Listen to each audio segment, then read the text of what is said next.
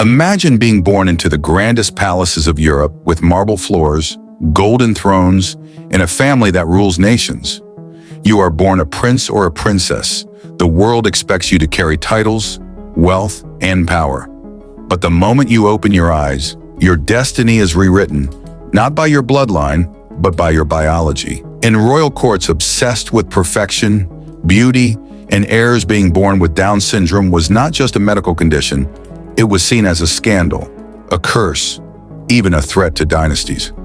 And so countless royal children with Down syndrome were hidden away, erased from portraits, cut out of family records, locked in castles, or abandoned to remote convents. Today, we uncover the hidden history of these forgotten princes and princesses, whose only crime was being different in a world that demanded perfection. The royal obsession with perfect heirs. For centuries, royalty wasn't about family love, it was about legacy. Kings and queens weren't just parents. They were dynastic machines, pressured to produce heirs who were healthy, intelligent, and capable of ruling. Down syndrome, though not understood medically until the 19th century, was immediately visible to parents, midwives, and courtiers. A flat facial profile, almond-shaped eyes, a short neck, features that marked a child as different. But in palaces, these features were never described with compassion. Instead, they were labeled as imperfections. In an age where marriages were political tools, an imperfect child meant whispers of impurity, illegitimacy, or even divine punishment.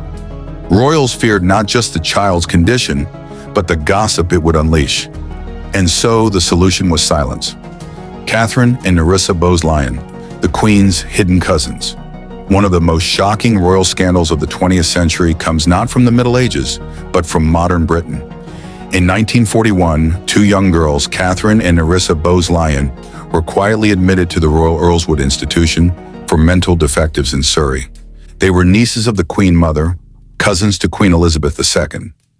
Both sisters were born with severe developmental disabilities, believed today to be linked to Down syndrome. But instead of being raised in royal privilege, they were declared dead in official records, even though they were very much alive. The family never visited them. Their names were scrubbed from family trees. While the royal cousins lived their lives in an institution, the rest of the family enjoyed wealth, comfort, and global fame. When Catherine died in 1986, not a single royal attended her funeral. The story only emerged in the 1980s, sparking outrage. But it was not an isolated case, it was simply the one that got caught. The hidden rooms of castles and palaces. Throughout European history, there are accounts of royal and noble families hiding children with Down syndrome in private wings of castles. Servants were sworn to secrecy, and the children rarely appeared in public. In the 18th and 19th centuries, medicine labeled them idiots or simpletons, harsh words that stripped them of identity. To preserve the noble bloodline, families would sometimes fake deaths, claim the child was sent away for illness, or lock them in rural estates. The tragedy here is twofold. These children were denied the love of their families, and history denied them acknowledgement. Unlike other royals whose every move was recorded, their lives were erased as if they never existed. Why royals feared the truth? Why was Down syndrome such a threat to royalty? First, dynastic pride. Monarchies projected themselves as chosen by God. A child with a disability disrupted that divine image. It could be used by rivals as evidence that the family was cursed or unfit to rule. Second, inheritance and succession. A child with Down syndrome could not fulfill the demanding roles of ruling, leading armies, or managing diplomacy. This created panic over succession disputes. And third, public image. Royals were symbols of perfection. Any deviation risked undermining their mystique. In a world where power relied on appearances, a single child with visible differences could trigger political instability. And so families made a brutal choice. Hide the child, erase the record, protect the dynasty. One rare exception, and perhaps one of the bravest, comes from Germany. In 1842, Princess Alexandrine of Prussia was born to Prince Albert of Prussia. Unlike most royal children with disabilities, Alexandrine's existence was not completely erased. Historians believe she may have had Down syndrome, given descriptions of her physical features and learning difficulties. While she was never allowed to marry or hold a political role, her family did not lock her away. She lived quietly but with dignity, loved by her mother and allowed to remain in the public eye. Still, her story highlights the limits of royal compassion. While she was not erased, she was kept away from the responsibilities and privileges of her siblings. She was a princess in title, but not in destiny. We're modern times changing attitudes, but late in coming.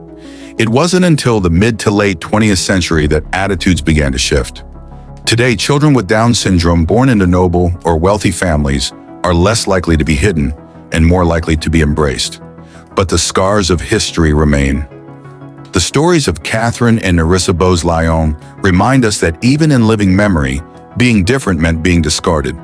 It shows that progress came late and that compassion was often sacrificed at the altar of image. For every name we know, there are dozens we will never recover. Children whose portraits were destroyed, whose names never entered the family register, whose graves bear no royal crest. They were denied not only a throne, but the simple right to exist in history. And that silence is perhaps the most tragic fate of all. The story of royal children born with Down syndrome is not just about disability. It is about power, shame, and the cruel lengths families will go to maintain an illusion of perfection. Behind the gilded gates and glittering crowns were human beings, children whose lives were cut short, hidden, or erased. And so, next time you see a royal portrait, remember, the faces you don't see are just as important as the ones you do. History has a way of glorifying crowns while silencing the vulnerable. If you believe these forgotten lives deserve to be remembered, share this story. And if you want to keep uncovering the hidden, shocking, and tragic stories of history that textbooks ignore, don't forget to like this video, subscribe to the channel, and join us as we continue to bring the past out of the shadows. Because every story, even the ones erased, deserves to be told.